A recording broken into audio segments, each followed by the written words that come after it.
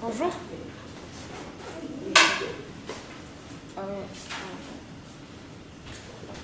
Bonjour. Votre numéro d'équipe? A3. Ok. Votre cas? Le nom du cas? Le journal de l'étude. Ok. Vous êtes collégial ou universitaire? Collégial. Okay. Donc, je vais vous lire les instructions du cas pour ensuite laisser les juges se présenter. Donc, vous disposez de entre 15 et 20 minutes afin de présenter la solution au juge. Le temps s'écoule à partir du moment où un membre de l'équipe débute la présentation. Je vous montrerai le temps restant à l'aide des cartons lorsqu'il vous resterait à la fois 10 minutes, 5 minutes, 2 minutes et 30 secondes. Et les 10 dernières secondes vous seront indiquées à l'aide de mes doigts. Donc si l'un des membres de l'équipe continue à parler à la fin du décompte, je vais le signaler et la présentation s'arrête dès cet instant. Si vous faites moins de 15 minutes, il y aura une pénalité d'1 point par 30 secondes manquantes. Important à ne jamais mentionner le nom du cégep lors de votre présentation. Les juges bénéficieront ensuite d'une période de 5 minutes lors de laquelle ils pourront vous demander des éclaircissements concernant votre solution.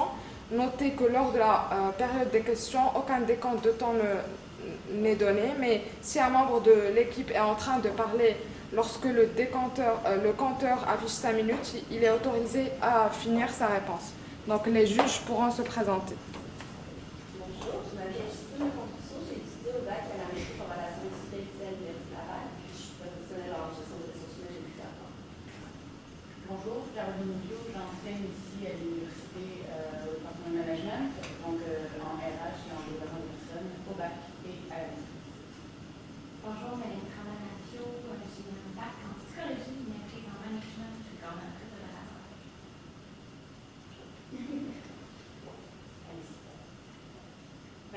Bonjour, nous sommes votre équipe de consultants en ressources humaines pour le journal étudiant. Donc, mon équipe, je vous présente Stéphie Saint-Jean, on a Alison Bernard et moi-même Isabelle Marc. Donc, plan de présentation, il y aura une analyse interne de votre entreprise et externe, notre mandat et nos sous-objectifs, la stratégie que nous allons adopter pour vous et l'implantation de cette stratégie, suivie d'une courte conclusion. Alors, pour débuter pour l'analyse interne, les forces qu'on a remarquées de votre entreprise c'était que c'était le quotidien le plus lu à Québec et dans l'Est du Québec, puis aussi le quotidien le plus important à l'extérieur de Montréal. Ça signifie donc qu'on a quand même des bonnes parts de marché. Et puis aussi, on a un site web qui vient d'être mis à jour, puis sur lequel il y a du contenu diffusé assez souvent. Donc, ça permet aux lecteurs, s'ils en veulent plus, d'aller voir sur le site web. Et puis, ça rejoint une clientèle assez jeune, puisqu'il est bien arrivé aussi comme tout le monde. Ensuite, on a aussi la disposition dans des endroits publics. On a vu que votre journal est diffusé dans les cafés, dans les restaurants et dans d'autres publics. Ça permet à des gens qui ne connaissaient peut-être pas le journal de le connaître s'il va dans le public et qui de lui, il peut peut-être s'abonner et devenir un fan du journal. Pour les faiblesses, on a vu qu'il y a un roulement des rédacteurs qui est assez élevé. Donc, c'est la base du mandat de changer ça. Il y a aussi pas beaucoup d'avantages spécifiques, donc pas beaucoup d'avantages sociaux. Puis, la plupart des rédacteurs viennent chez vous travailler, puis ensuite se dirigent vers un journal qui est un peu plus spécifique et qui offre plus d'avantages. Et puis, le quotidien est reconnu comme fortement stable, donc c'est aussi quelque chose qu'on va essayer de changer. Ensuite, pour l'analyse externe, il y a un grand bassin de candidats qui pourraient être engagés. Donc, on a vu qu'il y avait 500 finissants en communication publique à l'Université Laval, donc ça signifie beaucoup de choix. Puis ensuite, les journaux sont plus reconnus dans les établissements scolaires. La plupart ont un plan, c'est qu'ils ont un petit journal pour l'école ou dans les cégeps, un journal aussi. Un journal, donc ça permet aux établissements scolaires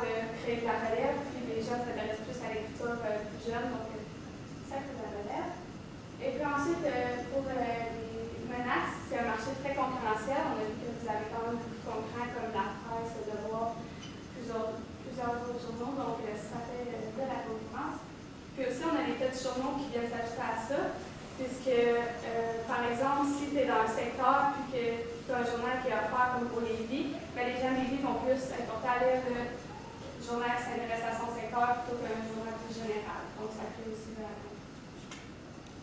Donc, pour ce qui est du mandat qu'on a arrêté aujourd'hui, c'est de trouver un moyen innovateur pour retenir les jeunes talents dans l'entreprise. C'est justement une faiblesse de l'entreprise, c'est qu'il y a un gros roulement du personnel. Pour les sous-objectifs, c'est d'envisager une autre manière de recruter les étudiants directement sortis de l'université et ensuite leur offrir plus d'avantages pour qu'ils restent plus longtemps dans l'entreprise. Pour ce qui est de la stratégie, donc nous, on avait pensé à installer un programme pour des stagiaires. On va vous expliquer un peu plus encore à ça consiste plus tard. Puis aussi d'offrir plus d'avantages sociaux pour les employés. Donc, pourquoi les stagiaires? En fait, nous, on avait pensé à créer un programme de stage qui apporte des finissants, par exemple, de l'Université Laval, à venir faire des stages dans l'entreprise. Puis, en prenant des stagiaires, on va leur offrir de rester, on va leur dire qu'on cherche à ce qu'ils restent par la suite dans l'entreprise. Donc, ça nous permet d'aller chercher des employés, des futurs employés directement à la source. Donc, ce qu'on veut, c'est des jeunes qui sont créatifs. Donc, en prenant des gens qui sortent directement de l'école, ça nous permet d'aller chercher des gens qui sont compétents dans ce qu'on veut, puis qui sont directement à ce qu'on veut.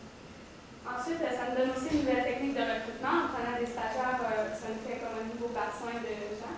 Puis, ça nous permet justement d'aller recruter des stagiaires qui vont par la suite rester dans l'entreprise.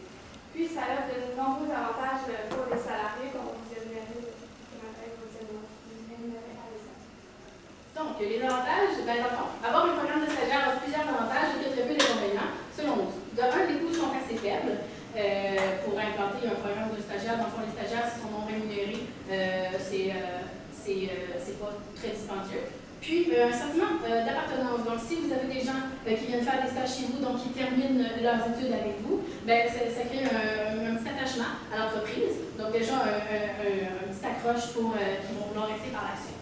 C'est aussi un défi. Donc, vos employés que vous avez déjà en place, vos salariés, dans le fond, ils sont de la génération, un peu la génération C puis la génération Y. Donc, ils sont à la recherche un peu de défis. Donc, d'avoir un stagiaire à entraîner, ben c'est un des défis qu'on veut leur proposer pour essayer de les faire rester dans l'entreprise. C'est aussi de la motivation, parce que justement, vous avez quelque chose à faire, puis vous avez à aider la génération future à embarquer sur le marché du travail que vous. Pour l'entreprise, ça lui donne du choix. Par exemple, vous avez 10 stagiaires, mais vous avez 2 postes à combler. Donc, vous pouvez prendre le stagiaire qui avait les meilleurs articles, celui qui avait le meilleur rendement, etc. Des choses comme ça. Donc, ça vous donne une façon de recruter plus spécialisée. Donc, c'est sur une période d'évaluation également. Donc, vous évaluez les meilleurs et vous conservez les meilleurs. Et ceux qui ont aussi le goût de rester par la suite. Donc, c'est sûr que si quelqu'un fait un stage et finalement il n'a pas envie de rester, mais c'est pas lui comprendre. Ensuite, visibilité et notoriété auprès des universités. Donc, justement, si vous offrez des stages dans les universités, ils sont au courant. Donc, eux, ils vont parler de vous. Donc, vous êtes capable d'aller chercher des gens directement à l'université au lieu d'attendre qu'ils vous envoient leur CV. Ensuite, ça diminue le stress au travail des salariés que vous avez déjà, puisqu'ils vont pouvoir partager un petit peu leur charge de travail avec leurs stagiaires. Donc, parfois, si on disait que leur emploi était un peu trop stressant, c'est une manière de combler un peu ça. Donc, les inconvénients qu'on avait trouvés, c'est que ça demande beaucoup d'implication de la part des gestionnaires. Par contre, vous nous aviez expliqué que vous vouliez vous impliquer justement pour devenir un employeur de choix. Donc, ça peut être une façon de le faire. Ça demande aussi l'implication des employés. C'est certain que ça, certains vont vouloir le faire, d'autres pas. Donc, ça demande encore un petit peu d'implication de votre part pour essayer de les motiver et de faire en sorte qu'ils prennent des stages. Ensuite, pour les avantages sociaux qu'on avait retenus que vous pouviez implanter dans votre entreprise, c'était la conciliation travail-vie personnelle. Donc, les jeunes recherchent beaucoup à ce qu'il y ait une stabilité entre le travail et vie personnelle. C'est important pour eux. Ensuite, dans le cas, il y avait aussi dit qu'il y avait des primes du travail dans la vie. Donc, on suggérait d'installer une prime de nuit. Donc, si le travail, on va vous expliquer les taux qu'on avait déterminés plus tard à la présentation. Puis ensuite, un programme de régime de retraite. Il y en a beaucoup qui pensent que les jeunes, ça ne s'intéresse pas trop à la retraite, puis c'est loin, mais c'est quelque chose qu'il faut penser très tôt. Donc, il y en a qui pensent, donc ça peut être un avantage pour votre entreprise. Et puis aussi, d'offrir des semaines de vacances selon les cours qu'on va donner.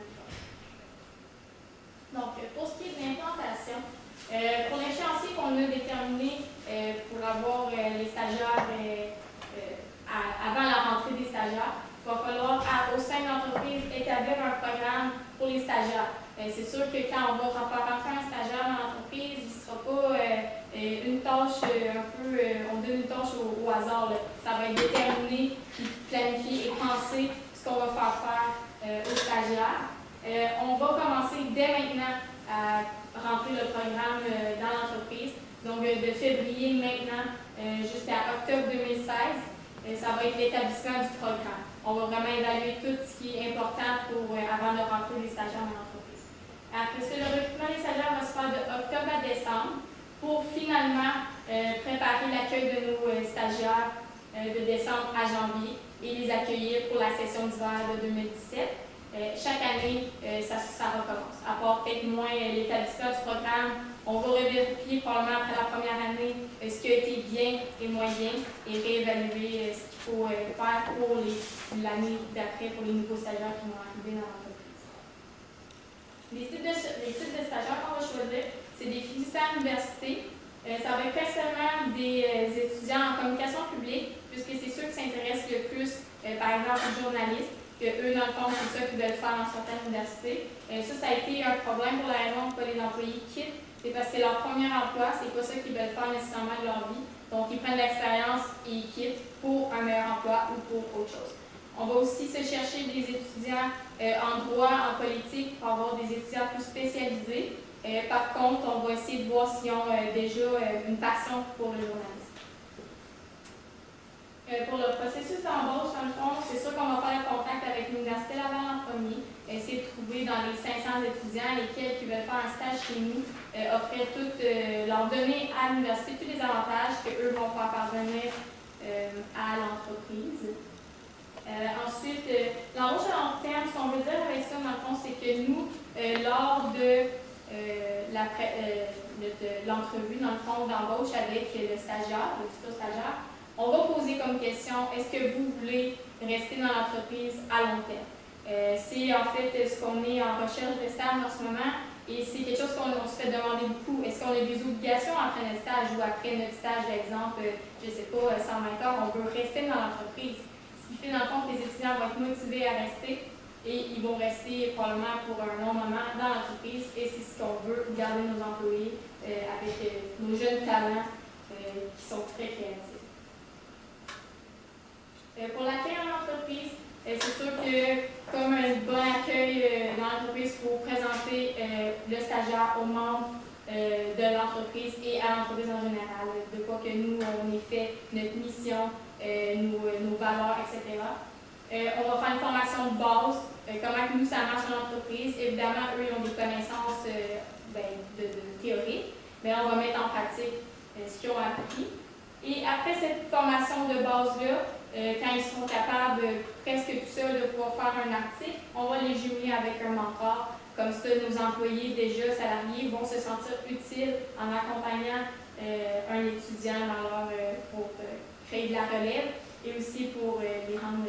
Ça va motiver nos employés qui sont déjà là et motiver le stagiaire qui arrive dans l'entreprise. Par la suite, pour les avantages sociaux, comme on avait parlé, on avait la conciliation travail et vie personnelle. Donc, on avait pensé à, si par exemple, tu as une urgence et tu ne peux pas travailler, on va avoir une liste de remplacement qui dit comme si telle personne ne peut pas rentrer travailler, elle va se faire remplacer par telle personne là. Donc, on va établir une grande liste pour voir quelle personne remplace qui dans des situations d'urgence où que l'employé doit s'absenter. Pareil pour les vacances, ça va être la même chose. Si quelqu'un est en vacances, qui prend la relève de ses articles et ces choses. Ensuite, on va offrir le travail à la maison. Donc, si jamais tu as une contrainte qui fait que tu dois rester à la maison, ton enfant est malade ou quelque chose, tu peux t'en discuter avec ton superviseur. Si tu as l'approbation, tu vas pouvoir travailler de la maison. Par la suite, on avait aussi les primes de nuit. On avait évalué que 1,25$ de plus de l'heure, c'était assez raisonnable. Donc, si par exemple un employé gagne 20$ il a travaillé l'année, son salaire va être de 21,25 $. Par la suite, on avait le programme de régime de retraite. On instaurait seulement si l'employé avait 2 ans d'ancienneté dans l'entreprise, ce qui incite les gens à rester dans notre entreprise plus longtemps. Puis on légalisait, dans le fond, si l'employé met 50 $ sur sa paye, nous on met 50 $ aussi, jusqu'à temps que ça soit à 10 % de sa paye pour pas qu'il y ait de l'abus, bien sûr. Puis ensuite, pour les semaines de vacances, si tu as 5 ans et moins d'ancienneté dans l'entreprise, c'était 1 semaine. Puis, c'est à 4 % du salaire comme les normes du travail l'indiquent. Puis, si tu as 5 ans et plus dans l'entreprise, ça va être 2 semaines. Puis, on offre aussi la possibilité de mettre 1 semaine de plus sans solde si le désir. Donc, en conclusion, nous, dans le fond, on croit, dans le fond, qu'on a réalisé le mandat qui est vraiment d'introduire des stagiaires pour aider à arrêter le roulement d'employés. On va former des stagiaires dans le but qu'ils deviennent salariés dans notre entreprise. Les avantages sociaux vont nous aider à garder les salariés qu'on a déjà et à inciter les stagiaires à venir dans notre entreprise pour faire leur stage et pour rester éventuellement dans l'entreprise. Ainsi, les avantages sociaux vont aider beaucoup pour ce qui est, dans le fond, de motiver notre personnel et de le mobiliser en créant, dans le fond, la valeur d'appartenance avec l'aide avec nos stagiaires. Et on est certain que de faire des stagiaires, ce qui est vraiment populaire de nos jours, aide beaucoup les entreprises d'aujourd'hui à, dans le fond, aider la relève et aider l'éducation des étudiants futurs sur le marché du travail. Donc, dans notre entreprise, ça serait, dans le fond, la meilleure chose à faire pour arrêter le roulement du personnel et motiver l'équipe.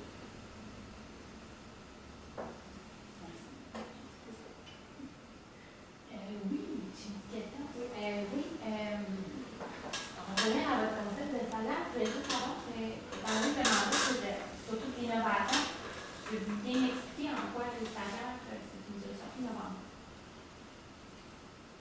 Dans le fond, c'est sûr que oui, c'est quelque chose qui fait beaucoup de nos jours, mais nous, on croit que c'est une solution qui marche. Puis que la manière qu'on va le faire avec, dans le fond, d'essayer de garder nos étudiants en place dans l'entreprise, puis le fait que ça motive notre équipe en même temps. Le fait de jumeler l'étudiant avec un salarié déjà implanté. Quand je dis salarié, dans le fond, c'est nos jeunes qui viennent d'entrer dans l'entreprise. Exemple, ça fait peut-être 2-3 ans qu'ils sont sortis de l'université, mais là, qui vont peut-être tranquillement vouloir délaisser l'entreprise pour avoir un meilleur poste. Dès qu'ils ont des articles qui sont remarqués par d'autres journaux, ben, ils vont avoir un offre, puis ils vont vouloir plus quitter. Donc, d'avoir un stagiaire, ça va les motiver, puis ils vont avoir une appartenance dans l'entreprise. Ce que je pense qu'il manque, c'est l'appartenance que les employés ont dans l'entreprise. Donc, ils font leur travail, puis c'est tout en ce moment.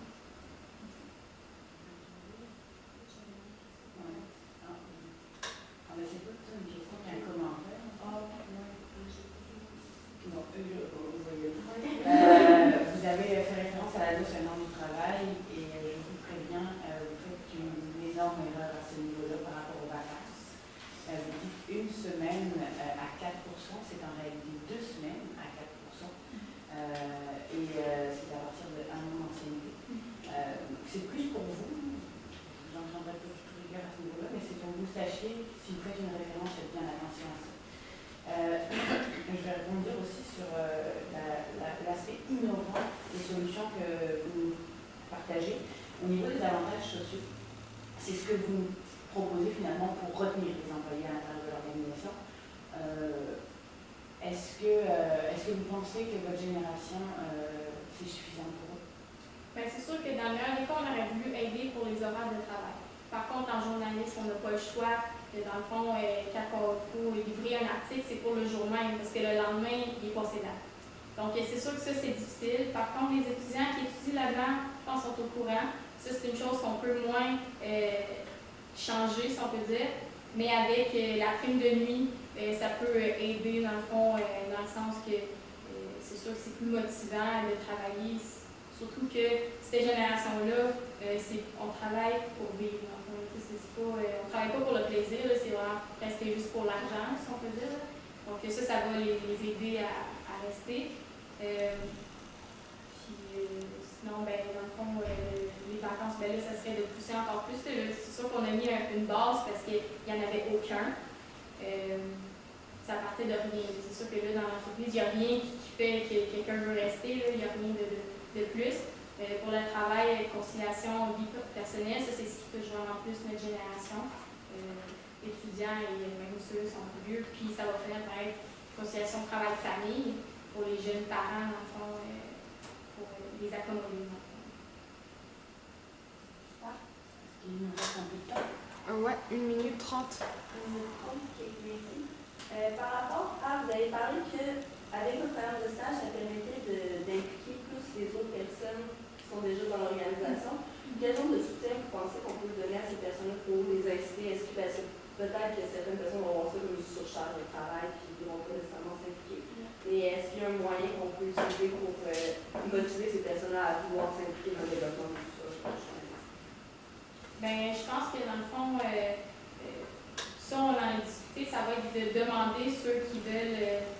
Là, on parle vraiment de nos salariés. C'est sûr qu'il y a des employés qui sont payés à l'article écrit. Là, c'est sûr qu'eux, on ne leur impose pas parce qu'évidemment, ils vont écrire moins probablement.